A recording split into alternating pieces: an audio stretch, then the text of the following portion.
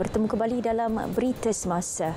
Cuti tambahan akan diberi kepada semua sekolah di seluruh negara pada 19 April sempena sambutan Hari Raya Aidilfitri.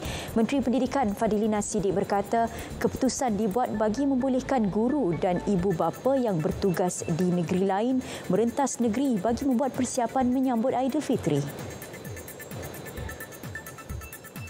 Berita gembira yang ingin daripada pihak tertinggi KPM ingin umumkan bahawa dengan ini pada 19 hari bulan April KPM mengisytiharkan cuti khas untuk semua warga Kementerian Pelajaran Malaysia, Kementerian Pendidikan Malaysia. Ya. Jadi 19 hari bulan tak ada sekolah. Jadi minta sampaikan kepada semua demi kita ambil kira semua pandangan dan untuk kesejahteraan untuk masing-masing khususnya guru-guru kita dan warga KPM untuk mengurus perjalanan pulang ke kampung. Mahkamah Rayuan Putrajaya hari ini melepas dan membebaskan Sam Keating atas kesalahan memandu secara melulu sehingga menyebabkan kematian 8 remaja penunggang basikal lajak pada 2017. Panel 3 hakim diketuai Hakim Hadariah Syed Ismail 11 suara membenarkan rayuan kerana itu untuk mengetepikan sabitan dan hukuman bawah Seksyen 41-1 Akta Pengangkutan Jalan. Ia sekaligus menggugurkan hukuman penjara 6 tahun dan denda RM6,000 oleh Mahkamah Tinggi terhadap wanita berusia 27 tahun itu. Hakim Datuk Abu Bakar Katar dalam penghakimannya berkata, mahkamah bicara sebelum ini terkilaf apabila gagal memutuskan pembelaan responden secara tidak bersumpah dan hanya bersifat penafian semata-mata. 11 pendatang asing tanpa izin parti berjaya diberkas. Mereka cuba membolos sempadan negara dan melakukan rompakan di perairan negara.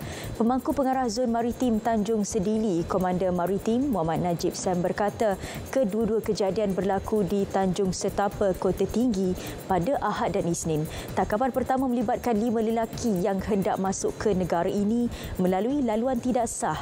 6 lagi diberkas hasil aduan diterima yang memaklumkan bahawa sebuah bot tunda dengan muatan besi dirompak ketika dalam perjalanan ke Pulau Pinang. Kesemua suspek berusia 23 hingga 51 tahun.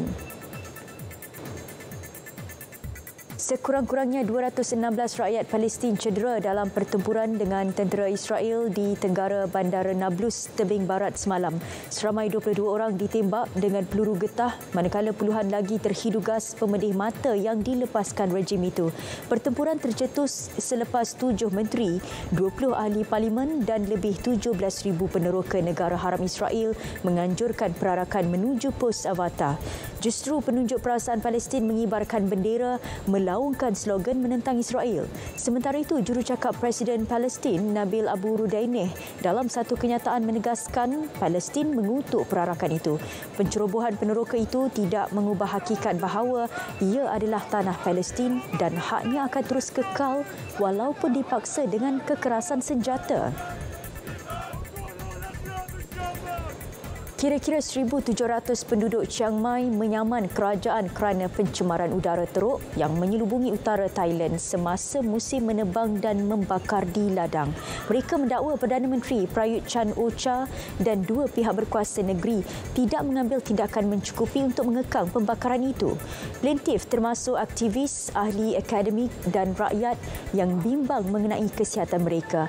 Kaedah tebas dan bakar menjadi kelaziman di Thailand terutama pada penghujung musim kemarau. Pihak berkuasa Thailand melarang pembakaran tanaman pada 2019, namun undang-undang itu tidak dipatuhi. Plaintiff menuduh kerajaan tidak menjalankan penguatkuasaan dengan tegas. Baik, sekian berita semasa. Assalamualaikum dan salam Malaysia Madani.